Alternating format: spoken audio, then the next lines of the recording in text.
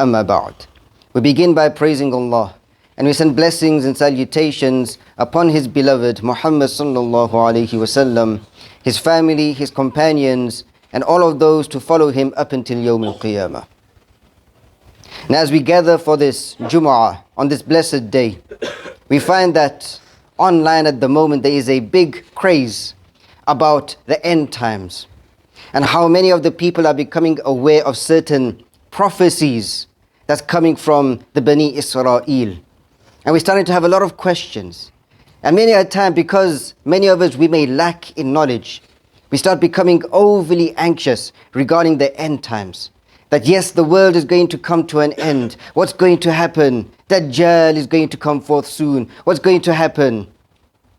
And the main question we have to ask ourselves when we start looking into all of this is, has it changed your life?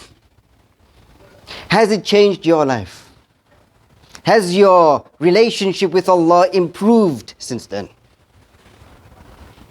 Now we're all going over the story of how they have some red cows. And then they're going to slaughter those red cows. And then it's going to usher in the arrival of Dajjal. And then everything is going to turn upside down. Rasulullah sallallahu alaihi wasallam, he taught us to learn the first 10 ayat of Surah Kahf, and we be protected from the fitna of Dajjal. As he also said that there is nothing more severe since the creation of this heavens and the earth. Nothing more severe of a fitna than the fitna of Dajjal. As Allah, He says, إِنَّا جَعَلْنَا مَا عَلَى الْأَرْضِ زِينَةً لَهَا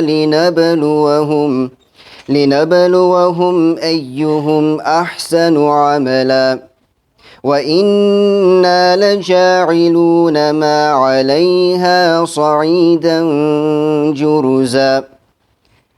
That إِنَّا جَعَلْنَا مَا عَلَى الْأَرْضِ, we have made everything on the earth زِينَةً لَهَا, a beautification and adornment for them, referring to us, creation, mankind. لِنَبْلُوَهُمْ أَيُّهُمْ أَحْسَنُ عَمَلًا, to test them, to see who is the best in deeds.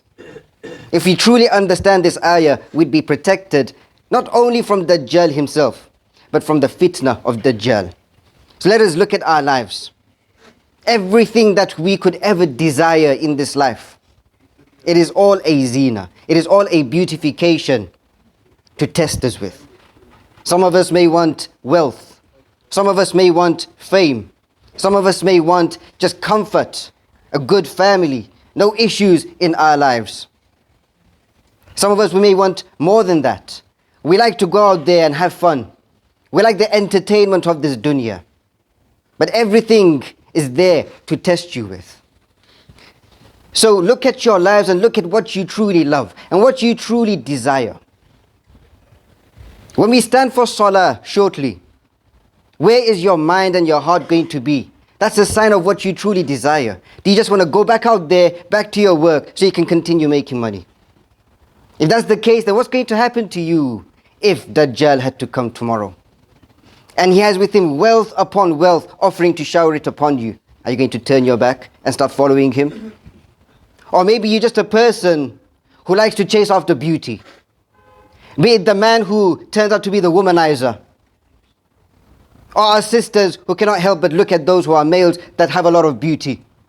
And then when you find that the majority of the people who follow the Dajjal will be those who have beauty, will you start running after them? Or perhaps you love to listen to music.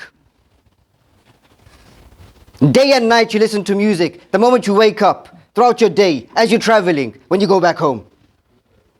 And what's going to happen then when the best melodious sounds are with the Dajjal? Are you going to follow him?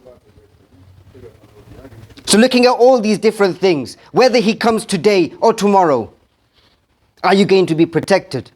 Or is your heart still latching onto this dunya? That's the main question you have to ask yourself. Now the first question is, okay, does that mean then we cannot want anything in this dunya? Actually we can. As we know that those who believe in Allah, those who receive the blessings and the favors of Allah, Allah, He mentions them, that they make dua to Him. رَبَّنَا آتِنَا فِي الدُّنْيَا حَسَنَةً وَفِي الْآخِرَةِ حَسَنَةً وَقِنَا عَذَابَ النَّارِ. They ask for good both in this life and the next. So yes, you can want good things in this life, but you have to ensure that it doesn't enter your heart. That's not the only thing you're living for. And so you have to ask yourself the question, I have to ask myself, we have to ask ourselves this question all the time, as much as we can, every day. It's what is it that your heart truly desires? Allah says in Surah Shura, مَنْ كَانَ يُرِيدُ حَرْثَ الْآخِرَةِ نَزِدْ لَهُ فِي حَرْثِهِ وَمَنْ كَانَ يُرِيدُ حَرْثَ الدُّنْيَا نُؤْتِهِ مِنْهَا وَمَا لَهُ فِي الْآخِرَةِ مِنْ نَصِيبٍ.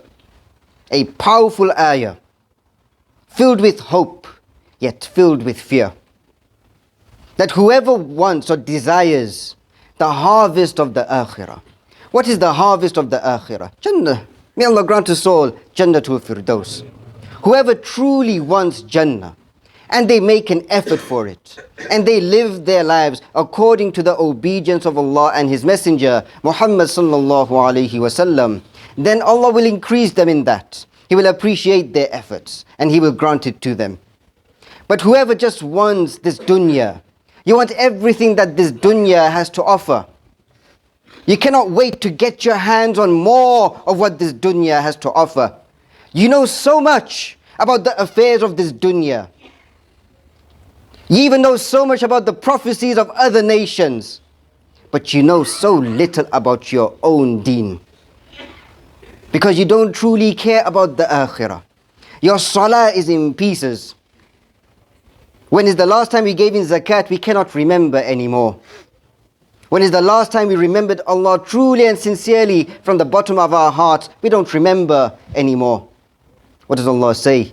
Whoever wants that, just the dunya, nu'tihi minha, we'll give it to you. We'll give you the dunya, Allah says. You want it, take it. وَمَا لَهُ فِي الْآخِرَةِ مِن نَصِيبٍ. But don't expect any portion of the akhirah. If all you want is this dunya, don't expect anything in the akhirah except punishment. And so again we have to ask ourselves, check your hearts, my brothers, check your hearts, my sisters. Is your life according to the sharia? Is it the akhirah that you want? Or do you make excuses for yourself? I don't want to wear the hijab right now. I'm on my own personal journey. I'll do it one day in the future. And that day never ever comes. I can't help but not look at those today. I'll start lowering my gaze, oh man, in the future. But today, let me just look beyond the accidental gaze. Or perhaps I cannot stop listening to music now. Or the other vices in my life and the bad habits in my life, I don't want to give it up for now. Maybe one day in the future I will. That is how human beings we behave. But then you ask yourself, is it the akhirah you truly desire? Then we have to make that change today. Now regarding these prophecies and these stories, as a Muslim, and we'll finish on this note, we follow the Quran and the Sunnah. And we believe what the Quran and the Sunnah says.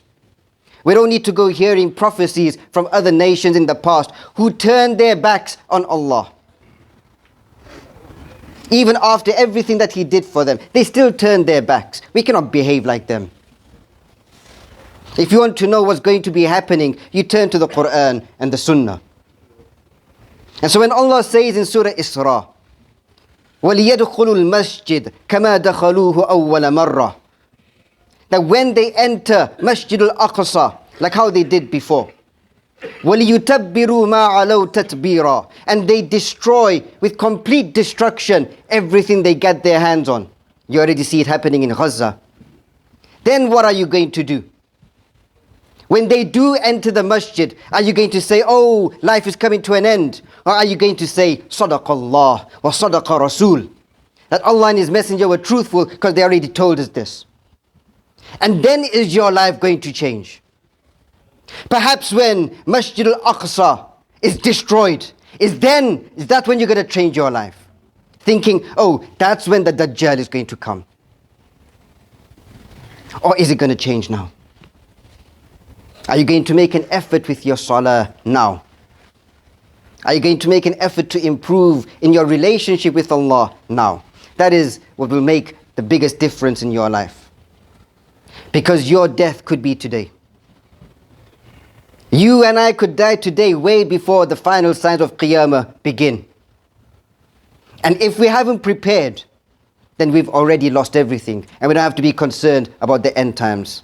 بارك الله لي ولكم في القرآن العظيم ونفعني وإياكم بالآيات والذكر الحكيم أقول قولي هذا سبحانك اللهم وبحمدك أشهد أن لا إله إلا أنت أستغفرك وأتوب إليك